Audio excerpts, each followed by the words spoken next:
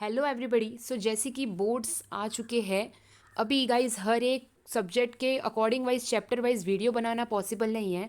So like most student ऐसे होंगे जो अभी स्टार्ट कर रहे हैं और जिनका प्रिपरेशन नहीं हुआ था, पहले थोड़ा हार्ड लग रहा है, डिफ़िकल्टीज आ रही है और बोर्ड्स आ चुके हैं। सो डोंट वरी, अभी के मेरे सारे वीडियोस ऐसे ही होंगे। लाइक इंपॉर्टेंट हर एक सब्जेक्ट पे important like weightage, paper pattern, important questions, अभी मैं इसी पे वीडियो बना रही हूँ for your all, so that it helps you during board exams. So don't worry. और जैसे कि बात रही हर एक चैप्टर्स की, तो वो मैंने ऑलरेडी पहले प्रिपेयर कर चुकी थी उस पर वीडियो।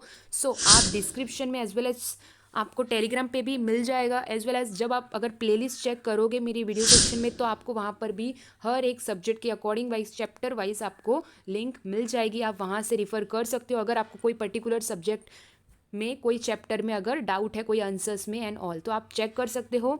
आज हम बात करेंगे ओसीएम के बारे में।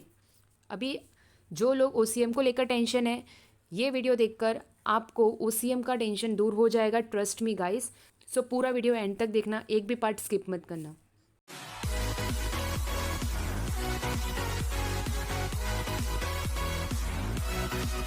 तो गाइस ये है ओसीएम की टेक्स्ट बुक आपकी।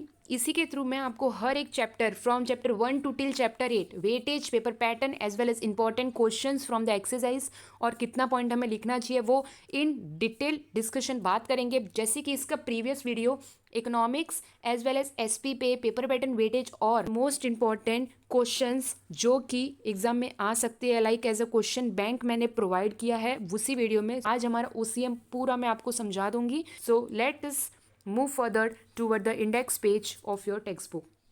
सो ये है इंडेक्स पेज। जैसे कि गाइस ओसीएम में चैप्टर्स बहुत ही कम है फ्रॉम चैप्टर 1 टू 8, बट जब देखा जाए थ्योरी पार्ट हर एक चैप्टर के अंदर ब्रीफ कुछ ज़्यादा ही बड़े हैं, पॉइंटर्स मैक्सिमम दिए हुए हैं। लाइक इतने सारे कॉम्प्लिकेटेड पॉइंट्स है कि हम ये कौन सा पढ़े, इतने पॉइंट्स एक साथ में लर्न नहीं होता, शॉर्टकट भी हम कितना बनाए, ये सब कन्फ्यूजन होगा।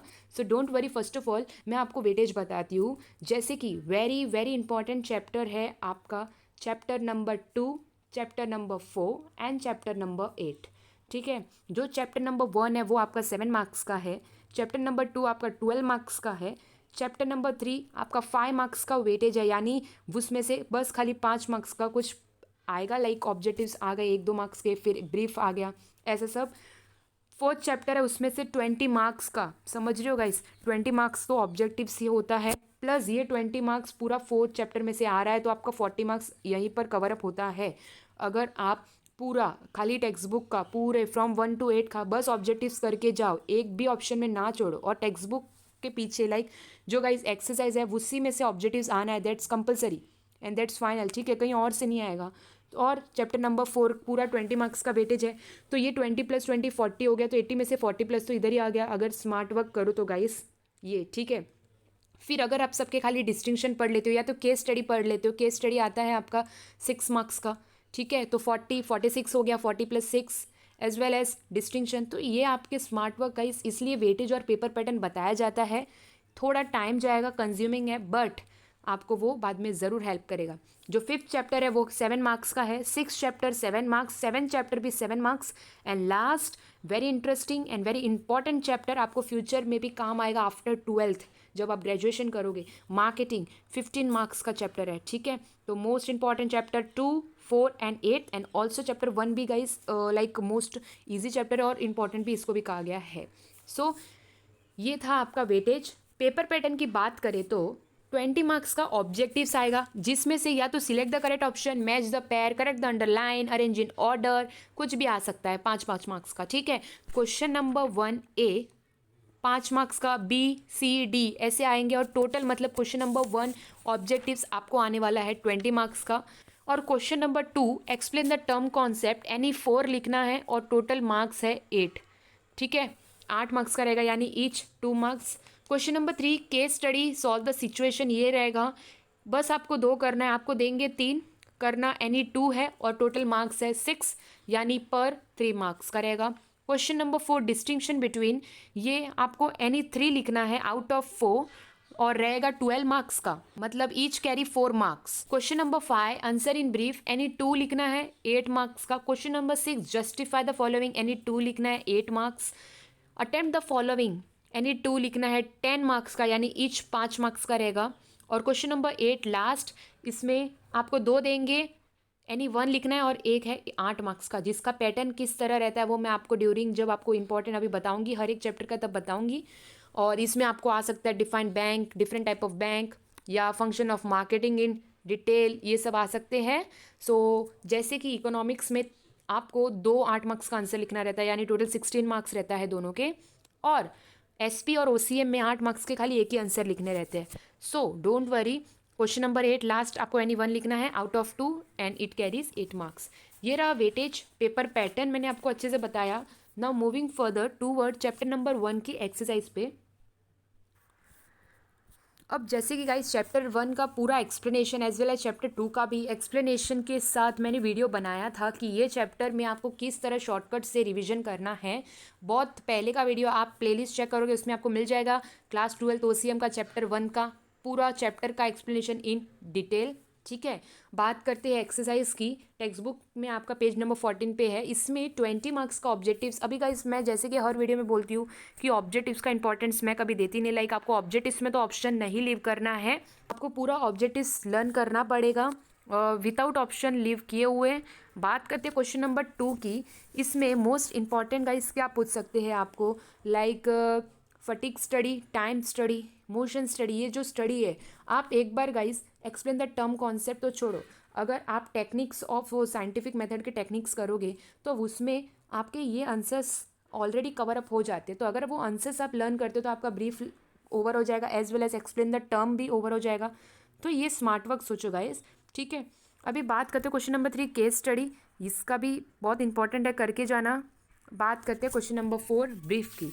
अभी एक्सप्लेन एनी 5 प्रिंसिपल्स बोला है, ठीक है, हेनरी फ्योल के, ये आपको समझाने पड़ेंगे। इसमें से ये चैप्टर में से गाइस अगर मैं इंपॉर्टेंट आंसर्स की मैं बात करूँ तो natures of principle of management, जो कि आपके टेक्स्ट बुक में पेज नंबर 2 पे दिया है, टोटल 7 पॉइंट्स है। इसमें आपको लाइक 4 to 5 करोगे दैट्स इनफ। ये 8 मार्क्स का नहीं आता है कभी भी, बट ये 5-4 मार्क्स के लिए पूछ सकते हैं। Nature of principle of management, significance of management principles, ये गाइस आप इतना नहीं करोगे तो भी चलेगा, क्योंकि गाइस बहुत सारे आंसर्स पड़े हैं। आप स्मार्ट वर्क करो, लाइक सबके हेडिंग एक बार देखो, समझो और फिर उसको लर्न करो। लाइक चैप्टर नंबर 1 में जो नेचर है वो इंपॉर्टेंट है। फिर ये चैप्टर 1 में से हेनरी फ्योल का गाइस डिस्क्रिप्शन लिखना पड़ेगा कि Henri Fayol was a French mining engineer. ठीक है, he is a chief managing director, position of chief managing director, 14 principles and all की फेमस बुक है जनरल एंड इंडस्ट्रियल एडमिनिस्ट्रेशन, ये सब। It's also known as father of modern management, ये आपको लिखना पड़ेगा। तो हेनरी फ्योल ये थोड़ा डिस्क्रिप्शन रहता है, इसके बाद आपको 14 प्रिंसिपल्स का हेडिंग लिखने और इंडिविजुअली एक्सप्लेन करना है। कभी भी ये बात सोच लेना कि 14 प्रिंसिपल पूरे के पूरे 14 कभी आते नहीं है, बट आपको गाइस याद करने पड़ेंगे, वेरी इंपॉर्टेंट है, इसको शॉर्ट तरीके से समझ लो। Frederick Winslow Taylor, scientific management की बात करें, इसका भी आप थोड़ा डिस्क्रिप्शन देना। He is known for as a father of scientific management and all. फिर इनका करियर के बारे में थोड़ा आपको डिस्क्रिप्शन देना पड़ेगा। उसके बाद इनके प्रिंसिपल्स जो कि टोटल 6 है, ये आपको एक्सप्लेन करने पड़ेंगे, और इनके टेक्निक्स जो कि पास्ट ईयर स्टूडेंट्स के उम्मीद थे बट आपको इस बार है।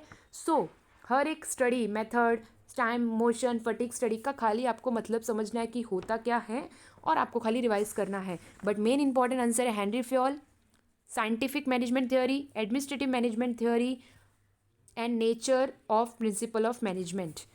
Now moving further toward chapter number 2, जो कि इतने पॉइंटर्स है जिसमें आप इतने कन्फ्यूजन हो जाते हो, जो कि आपको नहीं होना है। ये बात याद रखना है कि फंक्शन ऑफ मैनेजमेंट टोटल कितने हैं, एंड स्टेप याद रखना, प्लानिंग के बाद डायरेक्टिंग मत लिख देना। Planning, organising, staffing, directing, coordinating, controlling, हर एक के थोड़े बहुत इंपॉर्टेंट्स आपको लर्न करने ही पड़ेंगे।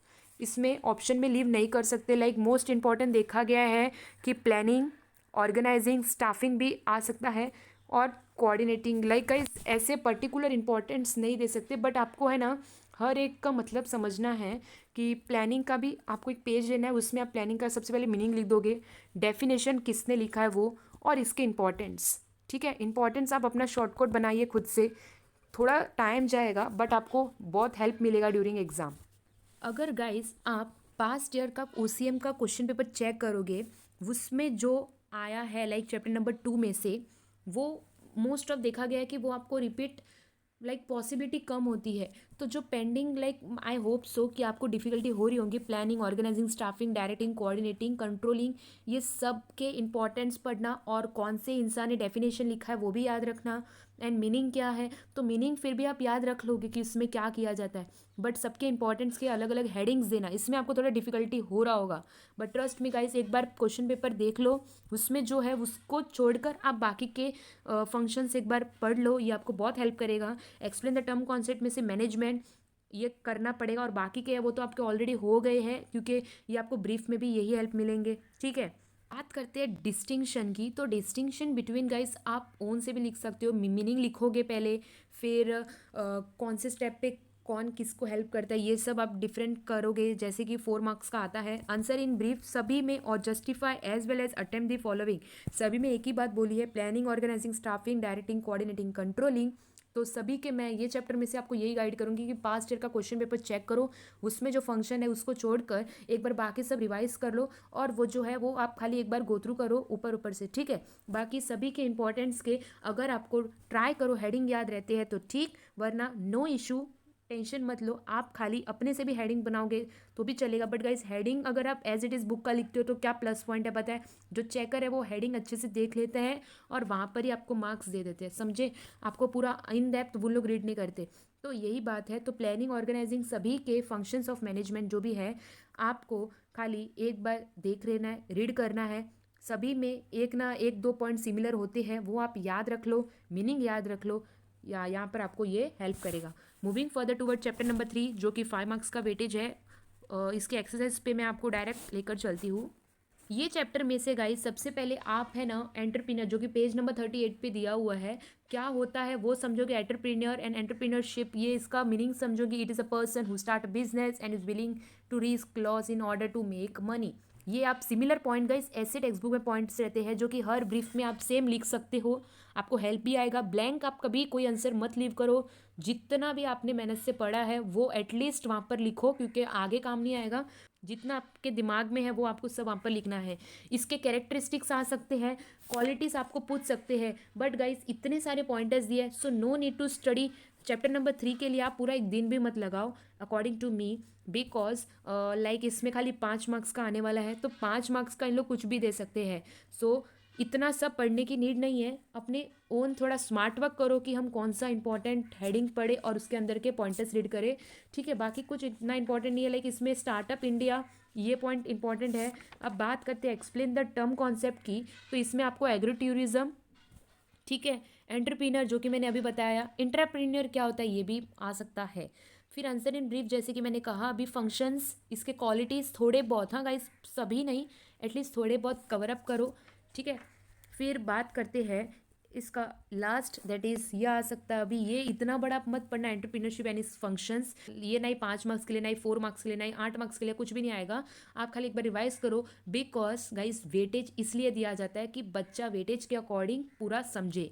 ठीक है, सो इतना इस पे हार्डवर्क मत करना। मेन चैप्टर पे आती हूँ, 4th chapter, very very important. अभी गाइज इसके डायरेक्टली मैं एक्सरसाइज पे लेके चलती हूँ। इस टेक्स्ट बुक में एक बार चैप्टर नंबर 4 ओपन करके ये लिख लो कि कौन सा इंपॉर्टेंट है। जो डिस्टिंक्शन है वो आपको मोस्टली चैप्टर नंबर 2, 4, 7 में से ही आएगा, कंपलसरी देख लेना। सो आप लिख सकते हो, प्रिपेयर कर सकते हो, साइड में पेंसिल से रफ में लिख देना। अब मैं जब 8 मार्क्स की बात करूँ तो 8 मार्क्स के लिए आपको क्या आ सकता है, चैप्टर नंबर 4 में से इंश्योरेंस आ सकता है, चैप्टर नंबर 4 में से डिफाइन बैंक और उसके टाइप, फिर प्लानिंग एंड इट्स इंपॉर्टेंस आ सकता है, कंट्रोलिंग एंड इट्स इंपॉर्टेंस आ सकता है, फिर लाइफ इंश्योरेंस आ सकता है, फायर इंश्योरेंस आ सकता है, insurance and its principles very important, फिर organising and its important chapter number 2 में से, फिर चैप्टर नंबर 4 में से again commercial and its functions, ठीक है, commercial bank and its function. फिर शॉर्ट नोट की मैं बात करूँ जो कि 5 मार्क्स के रहते हैं, वो आपको आ सकते हैं एडवांटेज एंड जो शॉर्ट नोट रहते हैं फॉर 5 मार्क्स, वो एडवांटेजेस ऑफ आउटसोर्सिंग जो कि चैप्टर नंबर 5 में से आउटसोर्सिंग वाला पार्ट, चैप्टर नंबर 7 में से राइट टू कंज्यूमर्स जो है वो आपको आ सकते हैं शॉर्ट नोट्स के लिए। ये आपको आ सकते हैं मैंने अभी बताया डिस्टिंक्शन 8 मार्क्स के, और शॉर्ट नोट फॉर 5 मार्क्स के लिए क्या क्या आ सकता है शॉर्ट में लिख देना गाइस, एक बार रिपीट मैंने अभी जस्ट किया। बात करती हूँ ये चैप्टर के इंपॉर्टेंस की, तो इसमें आपको like explain the term concept में से बैंकिंग, इंश्योरेंस, वेयर हाउसिंग, आप एक बार रीड करोगे आपके ब्रीफ भी हो जाएंगे, एक्सप्लेन द टर्म कॉन्सेप्ट भी हो जाएगा। डिस्टिंक्शन बहुत भर के दिए है, नो नीड टू स्टडी इतना सारा, आपको खाली central bank, commercial bank read करोगे, life and marine insurance brief भी हो जाएगा और डिस्टिंक्शन भी हो जाएगा। Saving and current account, life insurance, fire insurance, फिर करंट अकाउंट और फिक्स डिपॉजिट अकाउंट, ये सब इंपॉर्टेंट है। फिर ब्रीफ की बात करूँ तो state any 4 type of deposits, fix deposit, recurring, ये वाला जो है वो इंपॉर्टेंट रहता है। इसमें फिर है आपका लाइफ इंश्योरेंस का any 4 life insurance policies, any 4 features of business services, और गाइस सर्विसेज के फीचर्स टेंजिबल होते हैं वो वाले, इंटेंजिबल, ये सब, ठीक है। फिर अटेम्प्ट द फॉलोइंग की बात करूँ, इसमें आपको लाइक मरीन इंश्योरेंस, फिर थर्ड वाला टाइप ऑफ वेयर हाउस, फिर यूटिलिटी फंक्शंस, फिर बात करते हैं और इम्पोर्टेंट आ गया फंक्शंस ऑफ वेयर हाउस, ठीक है। फिर मेन आंसर्स की बात करूँ, इसमें आपको आ सकता है जैसे कि मैंने अभी कहा 8 मार्क्स के लिए आएगा ही आएगा।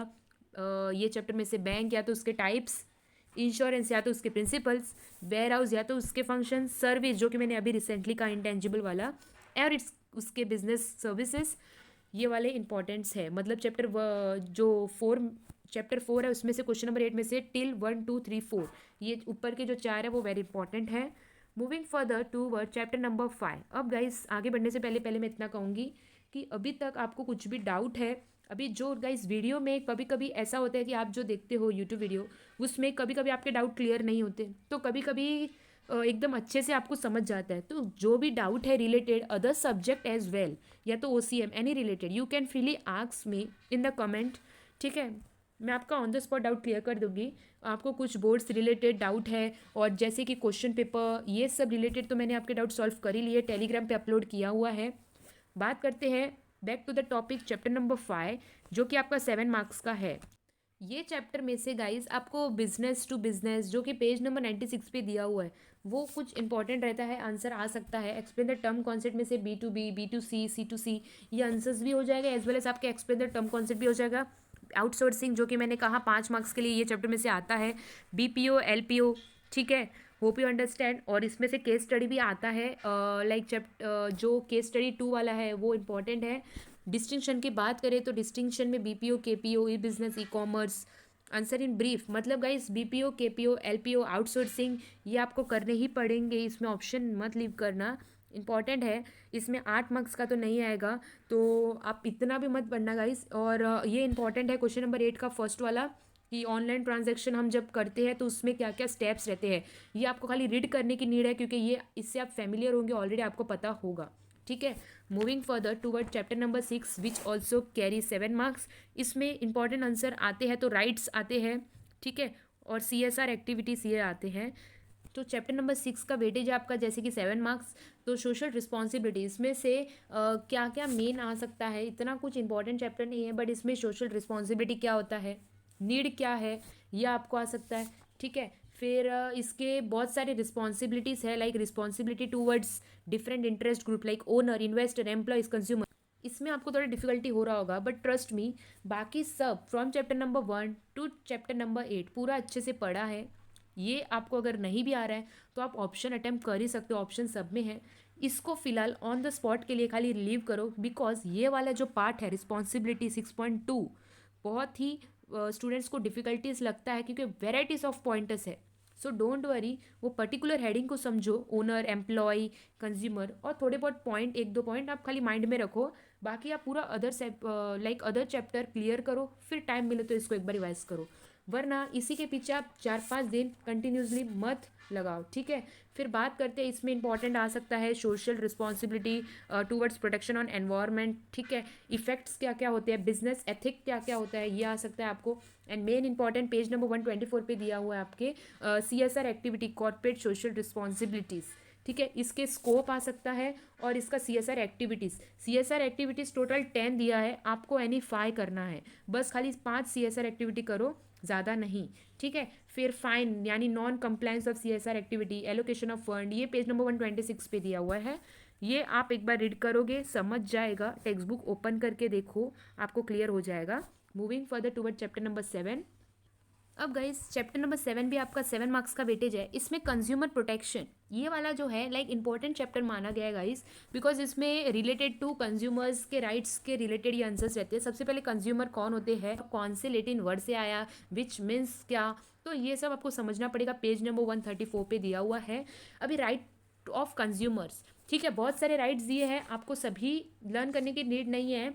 आप 6 to 7 करोगे तो भी काफ़ी है राइट्स, ठीक है, सभी में इंटरेस्टिंग आंसर्स है, राइट करके जाना गाइस, इंपॉर्टेंट है, आ सकता है। अभी फिर आप कर सकते हो ways and means of consumer protection.